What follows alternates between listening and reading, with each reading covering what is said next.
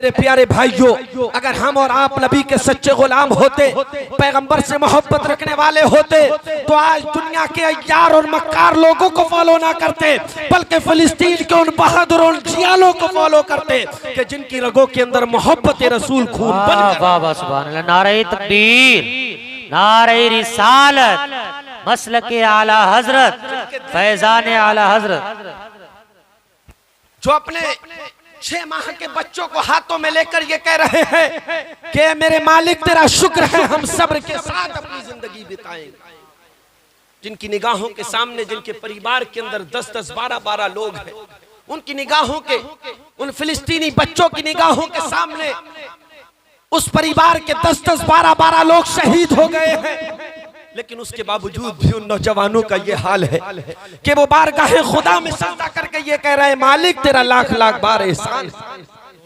पर अपनी पहनी नजर रखें और उस वक्त को याद करें कि जब हम और आप शहर खामोशा पहुंच जाएंगे, कब्र की अंधेरी कोठरी के अंदर चले जाएंगे, उस 2 गज जमीन के अंदर हमारे चाहने वाले, हमसे मोहब्बत रखने वाले, हमसे उनसियत करने वाले, हमारे नाम पर अपनी जानों को निछावर करने वाले, हमारे नाम पर अपने मालो जर को कुर्बान करने वाले, हमारे नाम पर नफे और नुकसान को ना देखने वाले लोग जब हमें और आपको उस मनो मिट्टी के अंदर दफना कर चले आएंगे, गर्ज ये नहीं है कि हम और आप यहाँ कितने लोग बैठे हैं, सोचो फिक्र की बात यह है कि हम जितने यहाँ बैठे हैं हमारी फिक्र क्या है, हमारी सोच क्या है, हमारे तेवर क्या है। अल्लाह ने हमें इंसान बनाया, अशरफुल मखलूकात बनाया, और बेपनाह उसकी रहमतें हम पर और आप पर कि नबी आखिरुज़्ज़मा का हमें और आपको उम्मती बनाया।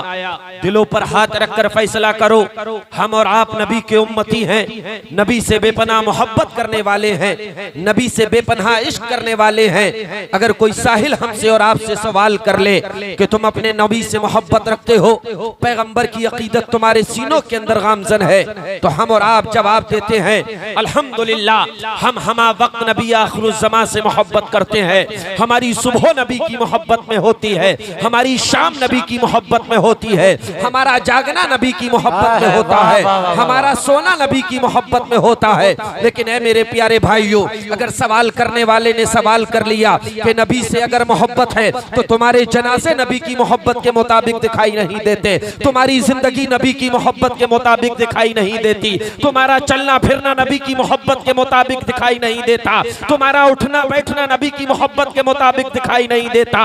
ये कैसी मोहब्बत है? नमाज़ें तुम छोड़ रहे हो, रोज़ों को तुम तर्क कर रहे हो, ये कैसी तुम्हारी उनसियत है? बड़ों की तौकीर और ताज़ीम तुम नहीं कर रहे हो, घरों में तुम्हारे माँ बाप बेचैन और बेकरार हैं, छोटों पर तुम शफ़क़तें नहीं बखेर रहे हो। ये कैसी तुम्हारी मोहब्बतें हैं? ये कैसा तुम्हारा प्यार है? अगर तुम्हें नबी से मोहब्बत होती तो वालिदैन की शान में गुस्ताखियां ना करते, अगर तुम्हें नबी से मोहब्बत होती तो बड़े भाइयों की इज्जतों को, उनकी दस्तार को चौराहों पर खड़े होकर ना उछालते। अगर तुम्हें नबी से मोहब्बत होती, अगर तुम नबी के सच्चे गुलाम होते तो छोटों की इज्जत और अजमत चौराहों पर खड़े होकर तुम नहीं उछालते। आज हम अपने हालात का जायजा लें।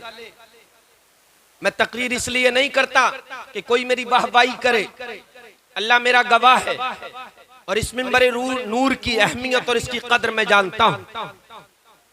मैं जो बात बोल रहा हूं, अल्लाह की कसम, बड़ी तवज्जो से मेरी ये थोड़ी देर की गुफ्तगू सुनना और अपने जहनों को हाजिर करके जब रात को बिस्तर पर जाओ तो सोचना कि शादाब ने क्या कहा। मेरे कहने का मंशा, मेरे कहने का मतलब और मकसद, आज छोटी छोटी बातों पर बड़े भाइयों की दस्तारों को छोटे भाई उछाल देते हैं, चौराहों पर खड़े होकर उन्हें जलील और रुस्वा कर देते हैं। आज माँ बाप घर में बेचैन और बेकरार हैं। हम मुल्क भर का दौरा करके ये देखते हैं, अक्सर ऐसे लोग मिलते हैं कि जिनके बाल सफेद हो गए हैं, जो रात की तन्हाई में मौलवियों से, उलमाओं से मिलते हैं, जिनके दिल के अंदर खौफे खुदा है और कौम का कुछ दर्द है। कहते हैं कि हजरत औलाद को पढ़ाया लिखाया, औलाद को बड़ा बनाया, लेकिन आज हालात ये है कि औलाद एक नजर देखने के लिए तैयार नहीं है। ये नबी से हमें और आपको मोहब्बत है, ये पैगंबर की मोहब्बत हमारे और आपके सीनों में है। ऐ मेरे प्यारे भाइयों, मेरे और आपके आका इरशाद फरमाते हैं कि जिसने अपने माँ बाप को नाराज किया, बारहा हमने और आपने ये बात सुनी होगी कि जिसने अपने माँ बाप को नाराज किया उसने मुझ मोहम्मद को नाराज किया। दिलों पर हाथ रखकर फैसला देखो, माँ बाप को नाराज करने वाला रसूल हाशमी को नाराज कर रहा है। अल्लाह कुरान में फरमा रहा है जिसने मेरे हबीब को नाराज किया उसने मुझको नाराज किया। पता ये चला कि माँ बाप की नाराजी अल्लाह के हबीब की नाराजी है, खुद खुदा की नाराजी है। और जो अल्लाह और उसके रसूल को नाराज कर देना उसकी दुनिया अच्छी हो सकती ना बाद मरने के कब्रों हश्र। लेकिन हालात हमारे ये, अम्मा कहे अब्बा कहे कि बेटा कहां जा रहे हो, छोटी छोटी बातें जो हमने और आपने छोड़ दी। मैं माजरत के साथ अपने उलमाओं के कदमों का बोसा लेकर ये गुजारिश करता हूं कि हमें और आपको जिस नफ्स को पकड़ना चाहिए आज उलमाओं ने भी उस नफ्स को छोड़ रखा है। ये नौजवान जो तितर बितर, ये नौजवान जो आवाराओं की तरह, ये हमारे घरों के जो माहौल यहूद और नसारा हम पर और आप पर जो गालिब आए हैं, अल्लाह की कसम उसकी वाहिद बात यह है कि आज हमारी नौजवान नस्ल जो है वो अपने रास्तों से भटक गई। हमें मुंबई के अय्यार और मक्कार लोगों को फॉलो करने में आज हम इतराते हैं, हम बेचैन और बेकरार होते हैं, हम अपने आप को फख्र महसूस करते हैं कि हमारा बेटा फला को फॉलो कर रहा है। ऐ मेरे प्यारे भाइयों, अगर हम और आप नबी के सच्चे गुलाम होते, पैगंबर से मोहब्बत रखने वाले होते, तो आज दुनिया के अय्यार और मक्कार लोगों को फॉलो ना करते, बल्कि फिलिस्तीन के उन बहादुर और जियालों को फॉलो करते कि जिनकी रगों के अंदर मोहब्बत रसूल खून बन। नारे तकबीर, नारे रिसालत, मसलके आला हजरत, फैजान आला हजरत। जो अपने 6 माह के बच्चों को हाथों में लेकर ये कह रहे हैं कि मेरे मालिक तेरा शुक्र है, हम सब्र के साथ अपनी जिंदगी बिताएंगे। जिनकी निगाहों के सामने, जिनके परिवार के अंदर 10-10, 12-12 लोग हैं, उनकी निगाहों के, उन फिलिस्तीनी बच्चों की निगाहों के सामने उस परिवार के 10-10, 12-12 लोग शहीद हो गए हैं। लेकिन उसके बावजूद भी उन नौजवानों का ये हाल है कि वो बारगाहे खुदा में सजदा करके ये कह रहे हैं मालिक तेरा लाख लाख बार एहसान। आज हम और आप अपने हालात देखें, आज किसी की बरसी हम और आप मना रहे हैं, हम अपने जनाजे देखें और गौर फिक्र किया करें। घर के अंदर जब जिक्र मुस्तफा कराएं तो कोशिश ये करें कि ऐसी तकरीरें हों कि जिससे लोगों को कुछ मिले। ऐसा ना हो कि आए, क्या कहा पता नहीं, क्या पढ़ा पता नहीं, क्या सुना मालूम नहीं, क्या अमल करे पता नहीं। जनाजों को देखें हम और आप अपने, आज हमारे जनाजे जब उठते हैं, हम अपने जनाजों को जब लेकर चलते हैं, हमें गैरत नहीं आती, हमें शर्म नहीं आती ये कहते हुए कि ये मुसलमान का जनाजा जा रहा है। ऐ मेरे प्यारे भाइयों, अब आप कहेंगे कि हमें गैरत क्यों आए, हमें शर्म क्यों आए? आज जनाजों के पीछे लोग अपने बच्चों की तरक्कियां गिना रहे हैं, आज जनाजों के पीछे लोग अपने ओहदे गिना रहे हैं, आज जनाजों के पीछे लोग अपना सरमाया लोगों को बता रहे हैं। ऐ मेरे प्यारे भाइयों, किसी का बाप दुनिया से गया, किसी की माँ दुनिया से गई, किसी का भाई दुनिया से गया, हम अपने बच्चों की तरक्कियां गिना रहे हैं। दिलों पर हाथ रखकर फैसला करो, अगर मरने वाला इंसान जन्नती है और जन्नती की नमाज आप जन्नती के जनाजे में अपने बच्चों की तरक्कियां गिना रहे हो, अगर अल्लाह को बुरी लग गई तो दोस्तों ना दुनिया में ठिकाना रहेगा ना बाद मरने के कब्र में हो। तरक्कियां तरक्कियां तरक्कियां, काय की तरक्कियां यार। दिलों पर हाथ रखकर फैसला करो। ये हाजी जी बैठे, इमाम साहब किबला बैठे, हजरत बैठे, इनसे मालूम करें इन्होंने एक लंबी जिंदगी जी ली है। कितने ऐसे लोग होंगे कि जिनके नाम की तूती इस जिला पीलीभीत में बोलती होगी, आज उनका नाम लेने वाला कोई नहीं। किस बात का हमें और आपको गुरूर और घमंड है? छोटी छोटी बातों पर लोग दीन की बातों से किनारा कर जाते हैं, छोटी छोटी बातों से कह जाते हैं कि मैं मस्जिद के मामले में क्यों बोलूं।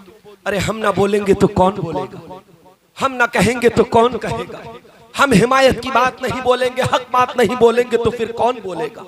ऐ मेरे प्यारे भाइयों, दिलों पर हाथ रखकर फैसला करो। जिन नौजवानों पर आज दांव खेले बैठे हो, ये दांव गलत है। इन नौजवानों पर जो खेल करके बैठ गए, बैंकों से कर्जे लेकर बैठ गए, जमीनों को दांव पर लगा दिया, मकान बेच बैठे हो इस ख्वाबो ख्याल में कि ये बच्चे हमारे काम आएंगे, ये काम आने वाले नहीं। हम इन पर दांव गलत खेल बैठे। अब आप कहोगे कि इन पे दांव कैसे गलत खेला? हम तो इसे डॉक्टर बना रहे हैं, हम तो इसे कनाडा में तालीम हासिल करवा रहे हैं, हम तो इसे अमेरिका भेज रहे हैं, हम तो इसे ऑस्ट्रेलिया और न्यूजीलैंड तालीम हासिल करने के लिए भेज रहे हैं, फिर हमारा तरीका गलत कैसे है? ऐ मेरे प्यारे भाइयों, मैं ये नहीं कहता कि अपने बच्चों को डॉक्टर ना बनाओ, अपने बच्चों को इंजीनियर ना बनाओ, अपने बच्चों को प्रोफेसर ना बनाओ, अपने बच्चों को बैरून मुल्क पढ़ने ना भेजो। मेरे कहने का मंशा ये नहीं है, लेकिन डॉक्टर बनाने के साथ साथ, इंजीनियर बनाने के साथ साथ अगर हम अपने बच्चे को हाफिज कुरान बना ले, आलिम दीन बना ले, तो वो भी अच्छी। अब्बा की रूह निकल रही है, अम्मा की रूह निकल रही है। अब भाग रहे हैं दरवाजे की तरफ, इमाम साहब किबला चले, मेरे घर मेरे अब्बा की रूह निकल रही है। जरा सोचो यार, वो लम्हे कैसे हो, वो मौका कैसे होगा जब बाप की रूह निकलती होगी। हजरत वो बाप कितना पछतावा अपनी जिंदगी पर करता होगा, कितना बेचैन और बेकरार होगा कि इसे डॉक्टर बनाया था, इसके लिए जमीनों को मैंने दांव पे लगाया था, इसके लिए दूसरों की मैंने गालियां और ताने बर्दाश्त किए थे, कि आज मेरे जिस्म से रूह निकल रही है और ये मस्जिद के इमाम की तरफ भाग रहा। ऐ मेरे प्यारे भाइयों, काश हमने डॉक्टर बनाने के साथ साथ बेहतर कुरान पढ़ना अपने बच्चे को सिखा दिया होता। ऐ मेरे प्यारे भाइयों, हमारे जिस्म से रूह निकलती हो और बेटा सरहाने खड़ा होकर सूरह यासीन की तिलावत करता हो, तो अल्लाह ताला को मरने वाले पर जरूर। लेकिन ऐ मेरे प्यारे भाइयों, आज फुर्सत नहीं। आज कुरान पढ़ने वाले को बड़ी आसानी से लोग कह देते हैं कि ये है मुल्ला जी, है ये दुनिया क्या कमाएंगे। आप मुझे बता दो, दुनिया में जो तरीके वाला मौलवी है, कोई बेचैन और बेकरार है, जिसकी जिंदगी में अमली जामा मजबूत है, चाहे वो जवान हो, नौजवान हो, पकी हुई उम्र का हो, बूढ़ा हो, अल्लाह की कसम लाखों लाख लोग उसके पीछे हैं, लेकिन शर्त यह है कि वो मजबूती से एक जगह टिका रहे। आज हम और आप कहाँ चले गए? हमें और आपको क्या होना चाहिए था, हम क्या कर बैठे? किस तरह हमने और आपने अपनी जिंदगियों पर जुल्म किया। 10 में 20 के नाम पर हम कुरान और सुन्नत को पामाल कर रहे हैं, बरसियों के नाम पर हम और आप कुरान और सुन्नत के साथ खिलवाड़ कर रहे हैं। आज लिस्टें बना बना कर दावतें की जा रही हैं। ऐ मेरे प्यारे भाइयों, खुले अल्फाज में हम और आप सुन ले, 10 में 20 में और 40 में और बरसी के नाम पर जायज ही नहीं है कि हम दावत, जायज नहीं है। अब दुनिया के किसी मुफ्ती से ये फतवा ले लें, अगर कोई मौलवी ये बता दे, मेरा गिरबान आप पकड़ लें। आज अमीरों की दावतें की जाती हैं, आज अमीर रिश्तेदारों को बुलाया जाता है। ऐ मेरे प्यारे भाइयों, दिलों पर हाथ रखकर फैसला करो। हक तो ये है, बाप हमारा कब्र में चला गया, माँ हमारी कब्र में चली गई, भाई बहन हमारे कब्र में चले गए। हम कोशिश ये करें कि उन गरीबों को देखें जिन्हें अच्छा खाना नहीं मिलता, उन गरीबों को देखें कि जिन्हें अच्छा कपड़ा नहीं मिलता। बाप हमारा दुनिया से चला गया है, अब हमारा और आपका ये रवैया होना चाहिए कि बाप के नाम पर गरीबों को इज्जत और एहतराम के साथ घर पर बुलाएं, बुलाने के बाद उनकी दावतें करें, उनका अदब और एहतराम करें और उन्हें शफकत और मोहब्बत के साथ पेश आए। अल्लाह ताला आपके इस अमल की वजह से अगर बाप की कब्र में अजाब हो रहा है, तो परवरदिगार उस गरीब को दावत खिलाने की बुनियाद पर उसके ऊपर से अजाब कब्र को जरूर दूर। लेकिन है मेरे प्यारे भाइयों, आज अम्मा अब्बा के जनाजे पे भी इसी जिला पीलीभीत में मैंने देखा है कि मिनिस्टर के इंतजार में आधा घंटा अब्बा के जनाजे को तखीर की गई थी कि वो हाजी जी आ जाएं, वो आएंगे तब साहब जनाजा रखा जाएगा। ये आंखों से देखा हुआ बता रहा हूं मैं आपको, हैं वो मौके के मिनिस्टर थे तब। बताओ आज उनकी कब्रों पर कितने जा रहे हैं? अरे ये तो सामने है यार, ये तो सब कुछ सामने है। जो लोग लाइन लगा कर खड़े होते थे, आज कब्र पर कुल हुवल्लाह पढ़ने को तैयार नहीं है। यहीं से सीख ले हम और आप कि जिनके नाम की तूती बोलती थी आगे पीछे दाएं बाएं, हैं दिन के उजाले में रात के अंधेरे में जहां पहुंच गए दिन खिल गया, आज उनकी कब्र पे कोई कुल हुवल्लाह पढ़ने वाला मैसर नहीं होता। ऐ मेरे प्यारे भाइयों, जरा सोचें, ये दुनिया जो है ना, ये अल्लाह दिखा रहा है हमें और आपको। अपने असलाफ की जिंदगी को उठा कर देखें, अपने बुजुर्गों की जिंदगी पढ़े। ये घर के मुखिए जो है, मुखिए, ये एक बात का खास ख्याल रखें, अल्लाह इनसे पूछेगा। ये घर का जो जिम्मेदार होता है, जो मुखिया जिसे हम और आप कहते हैं, वक्त नहीं है इंशाअल्लाह मैं ये आखिरी बात कह के अपनी तकरीर को खत्म करूंगा। ये घर के जो जिम्मेदार हैं, घर का जो मुखिया है, एक औरत 4 मर्दों को जहन्नम में लेके जाएगी, 4 मर्दों को। वो भाई जो चौराहों पर खड़े होकर दूसरों की बहन बेटियां तकते हैं और ये सोचते हैं कि हमारी बहन बेटियां घरों में महफूज हैं, हरगिज नहीं। ऐ मेरे प्यारे भाइयों, दूसरों की बहन बेटियां चौराहों पर खड़े होकर तकने वालों, उनकी बहन बेटियां भी घर में हरगिज महफूज नहीं रह सकती। जैसा करेगा वो वैसा भरेगा। एक औरत को हुक्म होगा कि जहन्नम में डालो इसे, फरिश्ते ले जाते होंगे, अर्ज करेगी मालिक, सुनना बड़े सुनने की बात है, मैं कोई मेरे लिए कोई ऐसा जरूरी नहीं है बहुत बड़ा जंबे गफीर होना चाहिए, 5 लोग बैठ जाएं मेरी बात को सुन ले। जो मेरे वालिद ने मुझ पर मौलवी बनने में मेहनतें, काबिशें, मोहब्बतें, शफकतें, दौलत जो निछावर की है वो सब कामयाब हो जाएगी। मैं हत्तल इम्कान अपनी वालदा से भी कहता हूँ, मेरे लिए ये दुआ करो कि मैं हक बोलते बोलते इस दुनिया से चला जाऊं। अल्लाह की कसम, ये कोई रियाकारी नहीं है, मैं मिंबर रसूल पर बैठकर ये बात कह रहा हूं। अर्ज करेगी मालिक, मैं जहन्नम में तो डाली जा रही हूं, लेकिन मेरे जहन्नम में जाने का सबब जो है, मेरी वजह जो है, ये 4 मर्द। अल्लाह फरमाएगा 4 मर्द, नमाज़ें तूने छोड़ी, बेपर्दा तू घूमी, बाजारों की जीनत तू बनी, 4 मर्द तेरी जहन्नम में जाने के जिम्मेदार कैसे? बड़ी तवज्जो से सुनना बात। अर्ज करेगी परवरदिगार, हाँ मेरे बाप को बुलाया जाए। बाप आएगा, अर्ज करेगी मालिक ये मेरा बाप। परवरदिगार, ये जो मुझे हुक्म देता मैं वो करती, जब ये मेरे सामने आ जाता था तो मैं घबरा जाती थी, लेकिन है मेरे परवरदिगार, मैं बेपर्दा घूमी, इसने मुझसे कभी कुछ ना कहा। मैंने नमाजों को तर्क किया, इसने कभी मुझसे कुछ नहीं कहा। ऐ मेरे मालिक, जो आज मैं जहन्नम में डाली जा रही हूँ, इसमें बहुत बड़ा हिस्सा मेरे बाप का। अल्लाह फरिश्तों से इरशाद फरमाएगा, इसे पकड़ो, इसके बाप को पकड़ो, दोनों को उठा के जहन्नम में डालो। अर्ज करेगी नहीं मालिक, अभी और मर्द। अर्ज करेगी परवरदिगार, मेरे भाई को बुलाया जाए। भाई आएगा, अर्ज करेगी मौला ये मेरा भाई है, मैं इसकी हया थी, मैं इसकी गैरत थी, अगर ये एक बार अपने तेवर मुझे दिखा देता तो मेरी मजाल ना थी, मेरे अंदर हिम्मत और जसारत ना थी कि मैं अपने घर की बाउंड्री को पार कर जाती। परवरदिगार, जो आज मैं जहन्नम में डाली जा रही हूँ, इसमें बहुत बड़ा हिस्सा मेरे भाई का। अल्लाह इरशाद फरमाएगा, इसके बाप को पकड़ो, इसके भाई को पकड़ो, तीनों को उठा के जहन्नम में डाल दो। अर्ज करेगी नहीं मालिक, मेरे शौहर को बुलाया जाए। परवरदिगार, कुरान और सुन्नत के मुताबिक तूने इसे ऐसी पावर दी थी, तलाक जैसी धमकी, इसके पास वो ऐसी पावर थी, ये जो चाहता मैं मानती।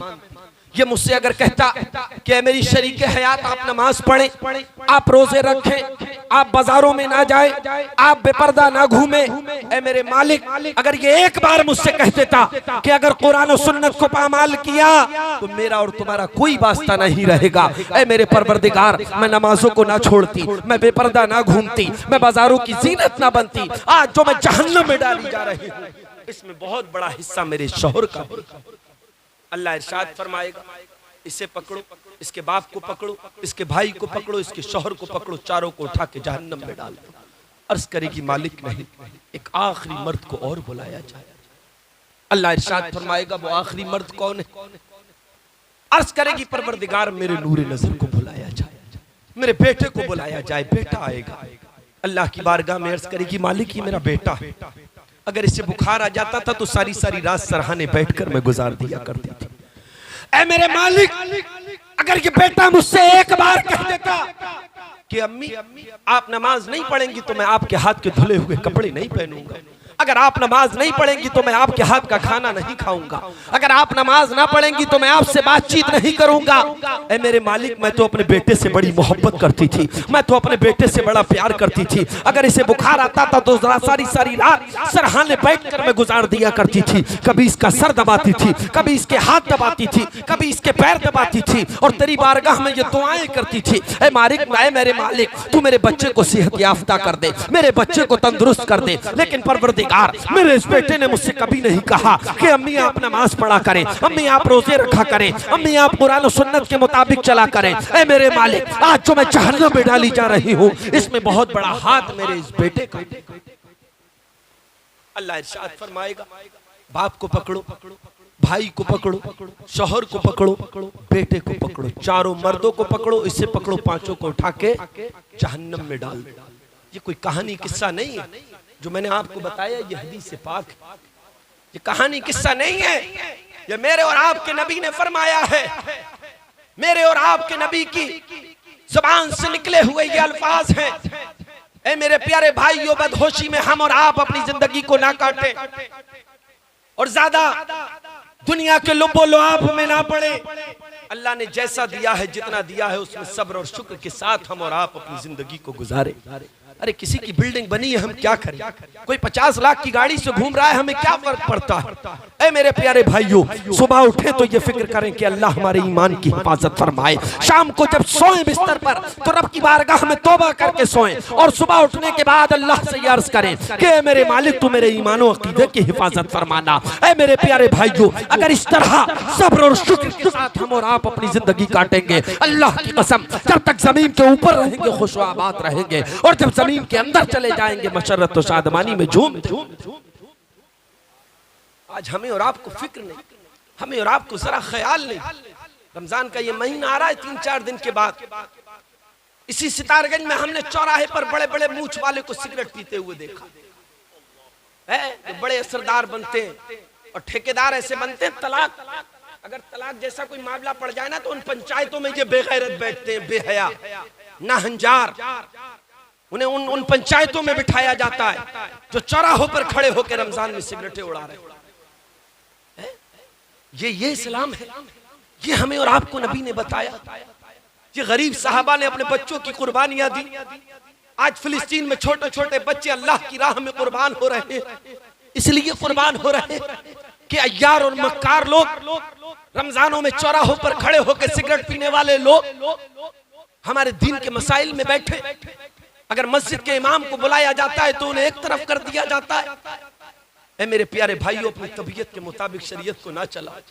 जो अल्लाह और उसका रसूल हमें और आपको बता रहा है उस हिसाब से हम और आप अपनी जिंदगी गुजारे।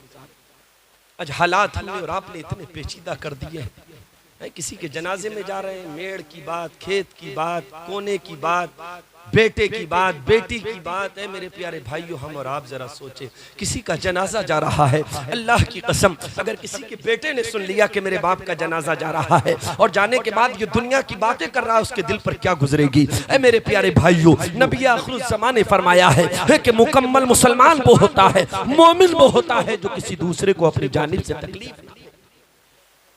आज हमें और आपको मौका लग जाए, अगर किसी की मदद कर दे रात के अंधेरे में जाके, कर्ज के तौर पर भी। और एक मसला मैं आपको बताऊं, सुने, अगर हमने और आपको किसी ने 1 लाख रुपए कर्ज दिया, उसने 1 महीने का वादा किया हाजी साहब, और देने के बाद वो 30 दिन के बाद कर्ज नहीं लौटा सका, उसने आपसे आके मोहलत मांग ली।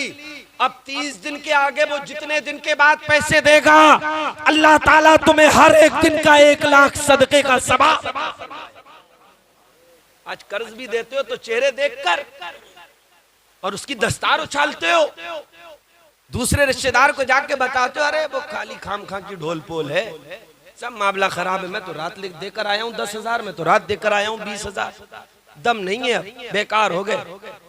अरे जिसे अल्लाह बढ़ाए, आज वो बेकार हो गया। आज अगर माली हालत में कमजोर हो गया, अगर तुझे अल्लाह ने दिया है और तूने अपने अजीज की अगर मदद कर दी कर्ज के साथ, अगर तूने उस बात को छिपा लिया, अल्लाह की कसम कल जब जहन्नम की जानिब तुझे फरिश्ते ले जाते होंगे तो वो दिया हुआ कर्ज बीच में खड़ा हो जाएगा और अर्ज करेगा कि ऐ मेरे परवरदिगार, मैं वो माल हूँ कि जो इसने बगैर लुआब के अपने फला रिश्तेदार को दिया था, तू इसे जहन्नम में न डाल, इसे जहन्नम से आजाद करके जन्नतुल फिरदौस। लेकिन कर्जे भी दिए जा रहे हैं चेहरे देख देख कर कि ये गरीब है, लौटाएगा कहां से? अरे यार, इस बात की क्यों फिक्र कर रहे हो? चलो ठीक है, मोटी रकम मांग रहा है, नहीं लौटा सकता, थोड़ी सी मदद कर दो, सिर्फ इस नियत और इस आरज़ू के साथ कि अल्लाह ताला उसे कबूल कर ले। लेकिन है मेरे प्यारे भाइयों, और मुसलमानों में ये भी हो गया, वक्त नहीं है, वरना अल्लाह की कसम बड़े मौजूओं पर कौम से बातें करने को दिल करता है। सूद एक चीज आप सुन ले, 1 रुपया सूद का लेना ऐसा है कि झुर्रियों वाली माँ जिसके चेहरे पर झुर्रियां पड़ गई हो, जिसे सामने का दिखाई ना देता हो, ऐसी माँ के साथ 70 मर्तबा जिना करना। ऐसी माँ के साथ 70 मर्तबा जिना करना, जिसने 1 रुपया सूद का लिया, खाया पिया अपने बच्चों को, और हम कहते हैं हम मुसलमान, उसके बाद चीखते चिल्लाते फिर रहे हैं कि फला हुकूमत मार रही है, फला हुकूमत मार रही है। पड़े 8-8 बजे तक हम और आप सो रहे हैं, हुकूमतें मारेंगी नहीं तो फिर क्या करें? सूद हम ले रहे हैं अपने भाइयों का इसी सितारगंज में। मैं आपको सच्ची बात बता रहा हूँ, कितने लोगों के घर बिक गए यार। पता बाद में ये चला कि सूद लेने वाले ब्याज में घर चले गए। ये कौन लोग थे? कहा ये मुसलमान थे जो मस्जिद और मदरसे और मस्जिदों को चंदा भी खूब खूब दे रहे हैं, ये वो लोग थे। ऐ मेरे प्यारे भाइयों, हम और आप जरा सोचें, जो टाइम बे टाइम जो दीन का काम कर लेते हो ना, उसे करते रहा करो। अपनी जिंदगी को हम और आप एवरेज रखें, और कहीं कुरान और सुन्नत के मुताबिक कोई काम हो रहा है, जलसा है, जुलूस है, मस्जिद का काम है, मदरसे का काम है, तो उसमें हस्तक्षेप ना किया करो। अल्लाह ने जितना दिया है उतना हिस्सा लेकर उसके शरीक हो जाया करो। इंशाअल्लाह अगर ये अमल रहेगा, जब जनाजा उठेगा तो दुनिया कहेगी ये देखो उस इंसान का जनाजा जा रहा है जो हक बात बोलता था, हक बात कहता था, हक बात सुनता था। कम से कम इतना तो हो जाए हमारे जनाजे पर। आज लोग सामने कह देते हैं जी।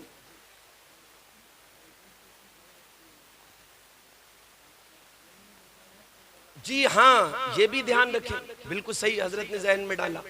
अब ऐसा भी ना करें कि किसी से कर्ज ले लिया, आपने कहा कि भाई मौलाना शादाब बता गए थे कि कर्ज ले लो 30 दिन का, अगर कह के ले लिया 31वें दिन दे दिया, तो उससे जाकर ये मत कहियो कि तुझे तो सदके का सवाब मिल ही रहा, तू रुक जा, कहीं उस बेचारे को भी मार दो। कर्ज जिससे लो, देने की हिम्मत 4 दिन की है, 8 दिन का वादा करो, वादे पर कर्ज जरूर लौटाओ। और अगर कोई किसी तरह से आप बेचैन और बेकरार नहीं है, परेशान नहीं है, ये उसके लिए है सदका कि जो वाकई बेचारा बहुत परेशान है, बड़ा बेचैन है, और वो वक्त से पहले आपसे आके मुलाकात कर ली कि भाई मेरे पास नहीं है, थोड़ा मुझे मोहलत दे, वक्त दे। अब ऐसा नहीं कि जेबों में पैसे रखे और दूसरे के पैसे देने की नियत नहीं हो रही है, तो बड़ा अजाब है उसके लिए। ऐ मेरे प्यारे भाइयों, जहन्नम की आग उसके ऊपर डाली जाएगी, उसकी कब्र में है। और ये धोखाधड़ी से पैसा लेना, इसका भी ख्याल रखें। ये धोखाधड़ी से लोग जो पैसा ले लेते हैं कि तेरा ये काम करा दूंगा, तेरा वो काम करा दूंगा, ये सब रिश्वत के हुक्म में है। और रिश्वत, ताश खेलना रिश्वत, और ये सूद और ब्याज, ये कहीं ना कहीं सब एक हुक्म में आता है। ये ख्याल रखें। ये चौराहों पर बैठकर, चौपालों पर बैठकर, अल्लाह करे कि आपके यहाँ ऐसी लानत ना हो, है नहीं। आज नौजवान प्राइमरी स्कूलों में, सरकारी स्कूलों में बैठ कर, मोहल्ले गांवों में हमने देखा है कि लोग नौजवान ताश खेलते हैं। ये ताश खेलना, ताश के पत्ते हाथ में लेना ऐसा है कि जैसे सुअर का खून अपने हाथ में लगाया और चेहरे पे मल लिया, ऐसा है ये। और किसी को धोखाधड़ी ना करें, ये बड़ा अजाब है। कब्र के अंदर बड़ी मुश्किलें, बड़ी मुशक्कतें, बड़ी परेशानियां आएंगी। जो दिया हुआ कर्ज सदका बन के हमारे सामने खड़ा होगा, हम जन्नत में जा रहे होंगे। अगर हमने किसी के साथ धोखाधड़ी करी होगी तो यही पैसा खड़ा हो जाएगा कि मेरे मालिक, ये वो है कि जिसने मेरे मालिक को धोखा दिया था, ये वो है जिसकी वजह से मैं, जिसके पास तूने अपनी रहमत से दिया था, मेरा वो देने वाला परेशान हुआ था, बेचैन हुआ था, ये गुलछर्रे उड़ाता रहा, ये मजे करता रहा, लेकिन इसने कर्ज वापस ना किया, वो परेशान रहा, बेचैन और बेकरार रहा। अल्लाह फरिश्तों से इरशाद फरमाएगा कि इसे रोको, इसे ठहराओ, और ठहराने और रोकने के बाद इसे जहन्नम के अंदर दाखिल। जहन्नम के अंदर भी लोग डाले जाएंगे कर्ज की बुनियाद पर, ये जो धोखाधड़ी कर रहे हैं। मेरे प्यारे भाई, किस किस मौजू पे बातें की जाए। हमारी तमन्नाएं, हमारी आरज़ुएं ये है कि इधर मरेंगे उधर जन्नत। तो एक जुमले में सुन लें, जन्नत इतनी आसान नहीं है, इतनी सस्ती नहीं है जितनी हम और आप समझ बैठे हैं। इस टाइम ईमान बचाना ऐसा है जैसे हथेली पर अंगारा रखना। अपने ईमान और अकीदे की हिफाजत करें। अल्लाह पाक की बारगाह में दुआ है कि मैंने जो कहा, अगर मेरे कहने में कोई गलती हुई हो तो अल्लाह अपनी रहमत से माफ़ फरमाए, और जो मैंने बोला